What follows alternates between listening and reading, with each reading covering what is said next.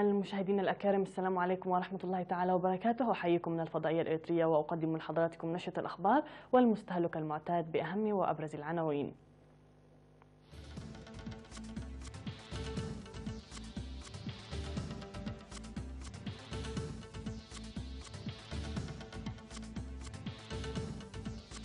حاكم إقليم عنسبة يجري مباحثات مع سكان مديريتي أصمات وحلحل. الجمعية الوطنية لمعاقي الحرب تتلقى دعما عينيا. تنظيم سيمينار قانوني لسكان حجات. الكوريتان توقعان اتفاقية نزع فتيل التوتر العسكري. ترامب يدرس إمكانية إقامة قاعدة عسكرية أمريكية دائمة في بولندا. والاتحاد الأوروبي يفتح تحقيقا مع 3 شركات للسيارات في ألمانيا.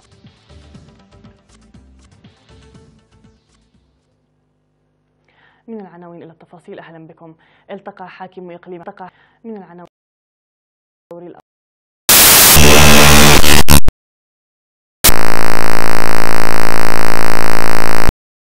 الاجتماعية.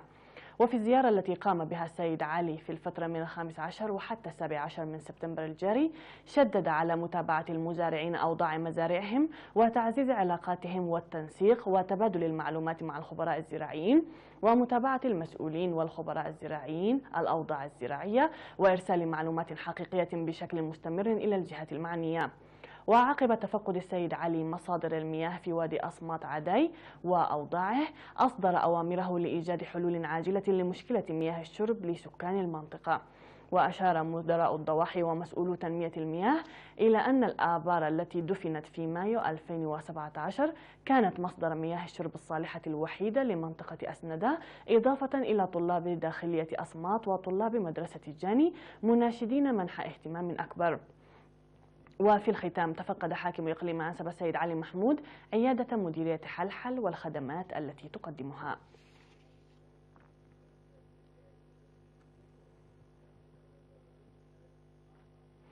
حصلت الجمعية الوطنية لمعاقي الحرب دعما عينيا لمصلحة المعاقين في فرعه في مدينة شتوتغارت الألمانية.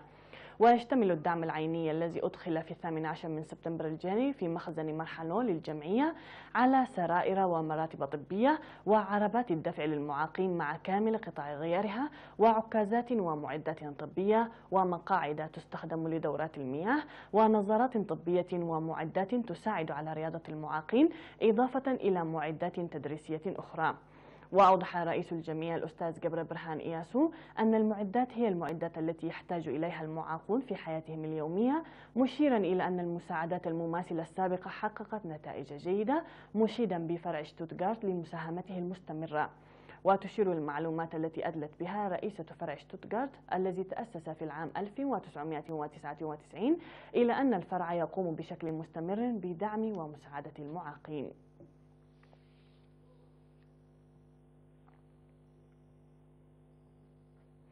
تخرج 34 من الشباب في مديريتي عالدخالة وسجنيتي تلقوا دورات تدريبية حول تربية النحل والدواجن. وأوضح مراسلا إرينا بأن 15 من الخريجين هم في مديرية عالدخالة و19 في مديرية سجنيتي. وكان الهدف من الدورة هو ضمان مصادر اقتصادية للشباب بمضاعفة إمكانياتهم وقدراتهم. وذكر بأن كل واحد منهم كان يتقاضى أثناء الدورة 400 نقفة شهريا، كما سمح لهم قرض دون فوائد يساعد في بدء العمل.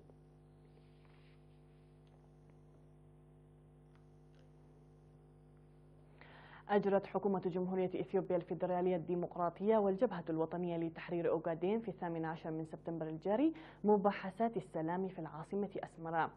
وحضر اللقاء من جانب الحكومة الإثيوبية وفد بقيادة وزير مكتب العلاقات الحكومية ورئيس الحزب الديمقراطي لشعب صومال إثيوبيا السيد أحمد شادي، من بينهم رئيس إقليم صومال إثيوبيا السيد مصطفى محمد عمر. ومن جانب الجبهة الوطنية لتحرير أوغادين وفد بقيادة الأمير محمد عمر.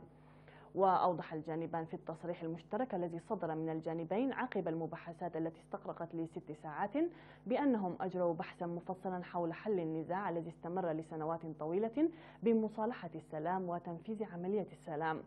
وصرح وزير مكتب العلاقات الحكومية ورئيس الحزب الديمقراطي لشعب صومال إثيوبيا السيد أحمد شادي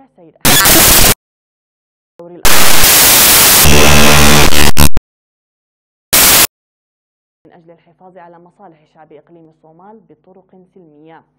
من جانبه قال عضو اللجنة التنفيذية ومسؤول العلاقات العامة للجبهة الوطنية لتحرير أوغادين السيد حسن عبد الله إنهم توصلوا إلى تفاهم بعد أن أجروا مباحثات معمقة لحل النزاع المستمر بين الحكومة الإثيوبية والجبهة لأكثر من 30 عاما، مؤكدا بأنهم يواصلون نضالهم بطرق سلمية ودعم التغيير السياسي الذي تشهده إثيوبيا في الوقت الراهن.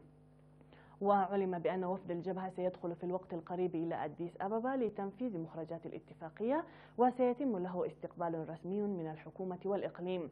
وعبر الجانبان عن تقديرهم وامتنانهم إلى ختام اللقاء للشعب والحكومة الإريترية باستضافتهم للقاء السلام. الجدير بالذكر بأنه قد سبق وأجرت منظمات حركة كانت في ساحة النضال اتفاقيات مماثلة مع الحكومة الإثيوبية وعادت إلى بلادها إثيوبيا كالحركة الديمقراطية لتحرير بلادها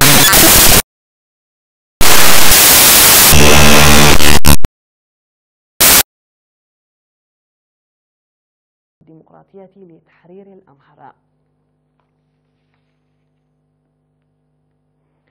نظم السكان في مدينة حقات سيمينار قانونيا يساعد على تعزيز معارفهم للمساهمة بفعالية في إطار الجهود الجارية للسيطرة على الجرائم والمخالفات.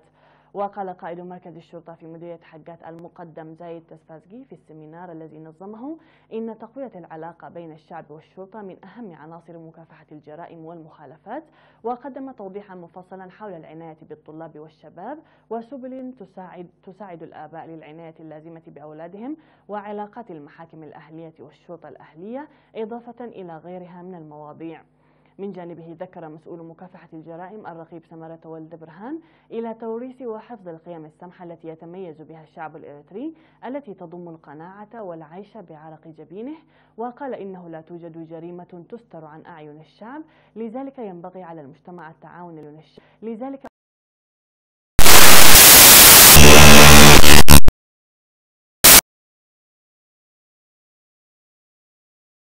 يجب على الشعب المساهمة بفعاليات للسيطرة على الجرائم التي تظهر نادرا.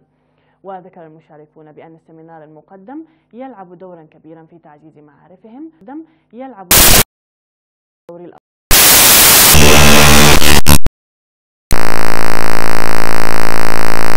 دورا كبيرا في تعزيز دور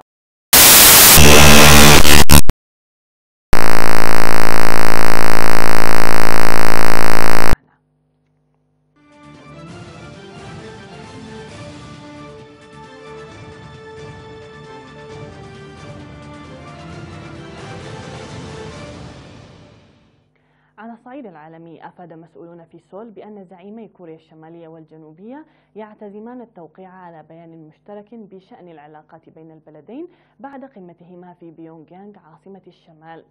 ونقلت وكالة رويترز عن يون يونغ تشان السكرتير الصحفي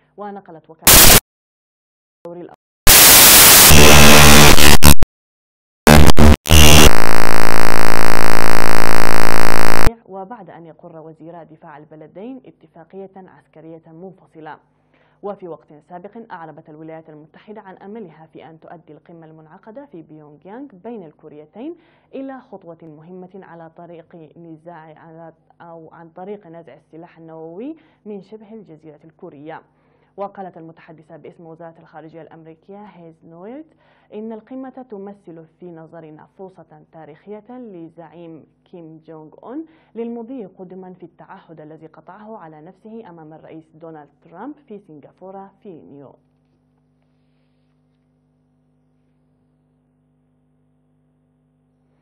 أعلن الرئيس الأمريكي دونالد ترامب أن بولندا مستعدة لدفع $2 على الأقل لإقامة قاعدة عسكرية أمريكية دائمة على أراضيها، مشيرا إلى أنه يدرس بشكل جدي جدا هذا العرض.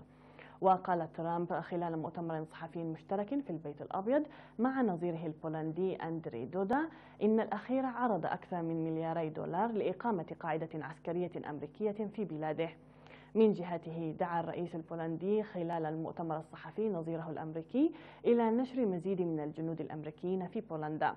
وأوضح ترامب أن الولايات المتحدة ستدرس الطلب البولندي في المقام الأول من زاوية الحماية العسكرية للبلدين، وكذلك أيضا من ناحية الكلفة.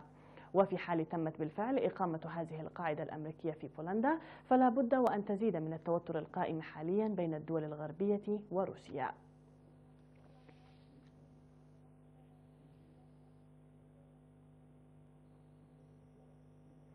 فتح الاتحاد الأوروبي تحقيقات مع شركة BMW ودايلمر وفولكس فاجن الألمانية لصناعة السيارات للاشتباه لتعامد التباطؤ في تطوير وطرح تقنيات صديقة للبيئة، وذلك بعد مرور 3 سنوات من فضيحة ديلز جيت.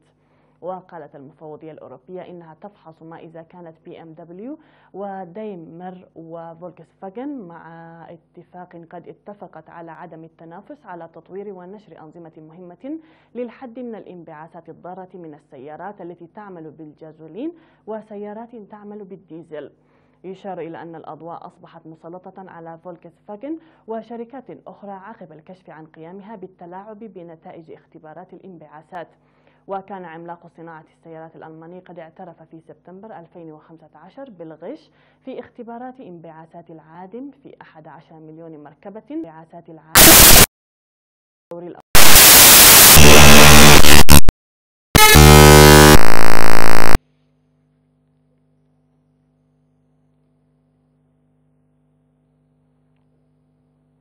أعلنت شركة سبيس إكس المتخصصة في تكنولوجيا رحلات الفضاء أن رجل الأعمال الياباني يوساكو مايزاوا سيكون أول من تنقل في رحلة خاصة إلى القمر. وسيقوم الملياردير الياباني بجولة حول القمر على متن المركبة الفضائية بينغ فالكون روكيت لتنتقل بذلك رحلات الفضاء التجارية إلى آفاق جديدة. وتخطط شركة سبيس إكس إلى رحلة دوران حول القمر، ولم يتضح المبلغ الذي دفعه مايزاوا نظير القيام بالرحلة. وعلى الرغم من أن المركبة لم تصنع بعد، فإن ماسك قال إنه يريدها أن تكون جاهزة للقيام برحلة غير مأهولة إلى المريخ